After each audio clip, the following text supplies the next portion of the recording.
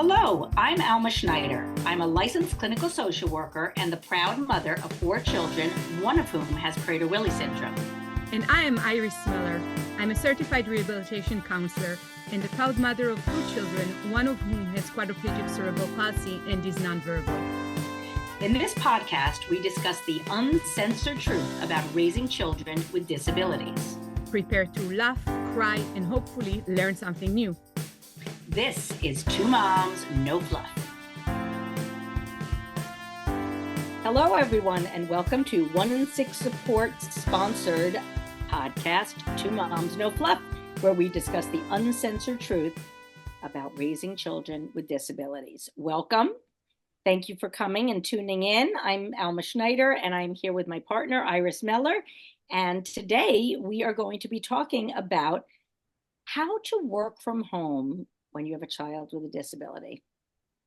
Alma, thank you for this introduction. This is a topic that is very close to heart, both for you and me, as we have been working from home for a long time with our children with disability. And this is interesting because both of us, we give those presentations to employers, teaching them on how to be more inclusive to parents who are caregivers of children with disabilities. But in that midst, there is also some tips and tricks to teach parents of children with disabilities, especially because we just had a request from a mom who's considering working from home with her child with disability. So, Alma, do you want me to start or do you want to jump in with the tips? Okay. I'll start. I love starting things. So first of all, here is a disclaimer and a message to all moms or parents of children with disabilities out there. If you can not work while raising a child with a disability, don't work. I have to give everybody this disclaimer. What we do as parents of children with disabilities are sometimes tasks that are beyond what's physically possible for one human being to endure. And that by itself is a task that our society doesn't appreciate enough, doesn't respect the unseen work of parents who are sometimes the OTs, the PTs, the speech therapist, the respiratory technician, and feeding specialist for their child. Parents of children with disabilities many times are requested to take on so many roles while many times also caring for other siblings. So I want to say, if you have the possibility on pausing your career, at least for a few years until things maybe calm down or become better for you or your family, please do that. And know that I personally, and I'm sure Alma would too, have the utmost respect for you and your career choices. So that's my first kind of pointer about working with a child with a disability. Don't work if you can. That is true for some, but some people not only have to work, but they might need to work to have insurance for their child. So even if they don't want to work or they don't need the money, they need the insurance. So there are many reasons why it is important to work if you can. Insurance, what about the income? The income, people need the income. But even if you didn't need the income, let's say you have another person in the house working and you have enough money, they may not have good insurance, and your child might require a very good insurance package that another job could allow for you. So, there are lots of important reasons to work other than money. Also, to have an alternative, life outside of your child with a disability. Some people like to work, and it provides, mental stimulation for them and lots of other things. But obviously, money is the number one reason that you're going to be working. So working from home, and I have to start this off with a little anecdote. There was a woman in my town when I had much younger kids, and she was involved in everything. She helped everyone out with all different kinds of things. And I said to her, serious, she had 2 kids. And I said, how on earth do you do all these things? And she gave the best, most honest answer I've ever heard. And I have used her line many times. She gave me the license to use it because she said it, and it was truthful, it was authentic. And what she said back to me when I said, "How do you find the time to do this when you have these two kids?" She said, "My kids watch a hell of a lot of TV." And I'm not going to lie, TV sometimes can be your friend. It can be, and when I say TV, I'm dating myself because there were no phones and iPads and all that stuff when my kids were very little. But sometimes it's necessary to have an iPad or games going on. Obviously, they can be educational, but this is not something that is fully sustainable for 8 hours a day, every day, or even if it's just a few hours after your kids finish school. So something that can be done, obviously, if your child is at school and is not homeschooled and is going to school every day, it's just a few more hours after school that you would need to be able to have time. So one of the things to be able to have privacy or the house quiet, to be able to work from home, is something that can be done is a babysitting co-op with your friends. This is something we've talked about before. Having your child go to someone else's house after school, and maybe earlier in the day or on the weekends, you could take their child to provide them with some respite or just some alone time. So that's one way to deal with that. Again, it gets a little iffy if the child gets sick, but we have to deal with that anyway. Even when we work out of the house, we have to stay home with our child when they're sick. So that's my first tip. Excellent. I love it. And I want to say that one of the things that really helped me navigate the situation is to divide my tasks into tasks that I can be interrupted while doing, and tasks that it would be a total disaster if there's any sort of interruption while I'm working on that. So, for example, right now we're recording this episode, and my children know that this is a situation that even if the Queen of England rises from her grave and shows up in Midland, Michigan to greet me, they cannot interrupt me. So we have rules to the game, and everybody follows that. But when you have a child that requires attention, supervision, and support while you are working, you really do need to become more kind of creative and flexible with how you manage your time and schedule. And that concept of working from 9 to 5 is irrelevant for many families. Sometimes one spouse can only work during the weekends when the other is home, or during the evenings when the other spouse is at home, if there is a spouse. And if not, maybe they rely on help from neighbors or friends. But the idea that you were sharing, Alma, about creating a co-op with other working parents of children with disabilities is wonderful. The trick is just to divide the work into like a green tasks in which you can occasionally run to your child's help, or have your child sit next to you in their wheelchair doing an activity, and you kind of multitask, and those that you really need to have complete silence and focus to accomplish. Yeah. There's so many factors that go into it. As you mentioned, some children don't have behaviors, as we like to say. And that can be a lot easier if they can follow the rules. If they can't, that's another story. And if they have, make noises voluntarily or involuntarily, that's going to be a problem if you're on a work call.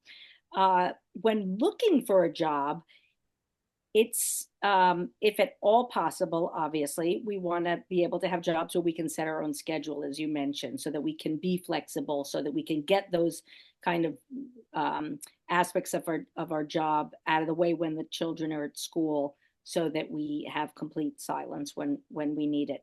And even when we don't, I think during COVID, we saw many funny videos where a child would just come into the room during a very serious business meeting, and people laugh about it.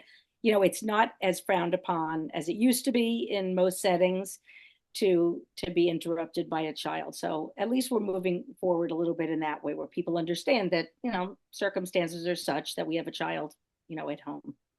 Yes, and I think that this is a place that we needed to provide people the necessary disclosure about our life circumstances.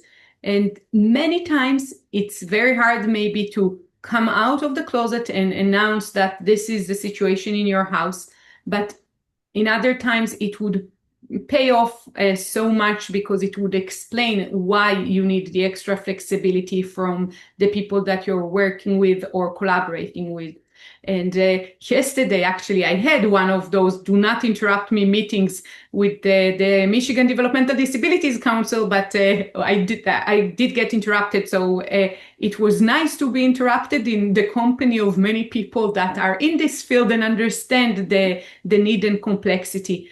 But I encourage everyone who does not work with people who get it to have a conversation, to explain what is the situation at home, what it implies, or what can happen on an ordinary day, just so you get some more of a leeway with your colleagues. And bringing it up also frees other people up to say the same thing, because they might feel that they don't want to say anything if they have a child at home, because they would be looked at as unprofessional if a child is making noise, and it allows them to say, oh, I have the same situation, so no problem. And I think that most people do understand that we have families and we work, and that sometimes the two overlap, the needs for those two areas of your life overlap. So we often think that excuse me, that it's much worse. It looks much worse than it actually is to have noise in the background or something like that. I just also wanted to point out that when looking for a job, it's really important, if at all possible, to do a type of job that won't require as many Zoom meetings, for example, or meetings where you're having to have the complete silence. There are many jobs out there that don't require that do require you to just be with your computer, being a seamstress, for example, being on your tailoring clothes for people is the first thing that comes to mind. But there are many jobs that don't require an interface, with someone, interacting with other people. So it's something, look at it as an opportunity to find something creative and new, a new kind of profession, once you have a child with a disability. And a lot of people that I know actually started new professions because of their child with a disability, and they realized, wow, I'm really enjoying being creative, becoming an artist. I know people who are designing clothes and using, sewing machines, and they're, raising some income that way. And that does not interfere with their parenting. Right. And I think we as parents need to also forgive ourselves. We need to make so many compromises throughout the day and throughout our life, right? Because and for our children with disabilities. And a career is many times one of those compromises. And sometimes it's the little things, in your career when you're compromising maybe on the quality of the product or quality of, how to say, you submitted something that is not perfect, but it is, as Alma taught me, good enough, and good enough carries you a long way.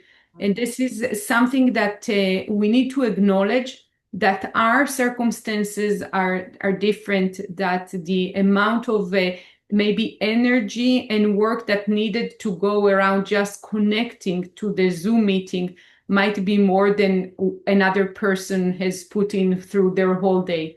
So I think there is something to be said about our support groups. And when parents are sitting together and kind of comparing notes from their experiences, whether in the workplace or at home, trying to navigate multitasking with their children, people get a little bit more comfort and also a little bit more reassurance about, the road less traveled. Yeah. I mean, there are so many different types of activities that can be done to raise money that we don't even think about it. We're so locked into what our career was or what it's supposed to be, or where we should be right now in our career had we not had a child with a disability. But that's, it's really an opportunity to think outside of the box and think what else could I be doing that is of interest to me, something that I actually really enjoy where I can make money. So it's just, looking at it with a different lens that this might be a positive as opposed to a negative. Yes, and my last comment, in addition to like cross-referencing schedules between what other family members, friends are able to do at a certain day and how that can work well with your work hours, is also thinking of activities that your children enjoy and how to kind of navigate the day so they are really engaged in an activity when you're really busy and focusing on something else. So let's say putting a child in the bathtub, empty bathtub, right? But with lots of finger paints for them to decorate the walls might keep them occupied for half an hour. And you're sitting in that same bathroom, clicking on your computer, but you know that your little one is very busy with their creative process. And you got, I don't know, to create an entire Excel spreadsheet just for fun. I don't know, but just really thinking about what can be done, not just in terms of your work, but what can be done in terms of the daily cycle of your child's activity. And I can tell you that OT, PT, speech appointments, those are the best times to get some work done. Someone else is totally focused on your child. And while they're doing their work with your child, you can be working on something else. So that's my tip. Yep, absolutely. You got to get creative. And I think we are all experts at thinking outside the box. And we'll have more on this at a future date. But these are, it's not easy is the bottom line to do this, but it can be done, and it must be done in a lot of cases. So thank you, Iris, for sharing. And if any of you have tips out there and you'd like to share, please email them to us and we can add them in our next episode. info@twomomsnofluff.com. Yes, but let's use our new email address at info@oneinsixsupport.org, because while the info at Two Moms No Fluff is still working and people can write to us through that website as well, most of our activity is now consolidated under the new nonprofit oneinsixsupport.org. So look us up there. And also, please feel free to join our forum, our online forum through our website, where you can connect with many other parents and discuss how they do it. How do they work from home or work in general with their children with disabilities? Thank you all so very much for joining us. Alma, thank you for sharing your smarts with all of us, and we'll see you next. All right. Have a great day. Bye. For more information, please go to www.twomomsnofluff.com. Thank you. If you like this podcast, please subscribe and give it a 5-star rating so more people can hear it. Thank you.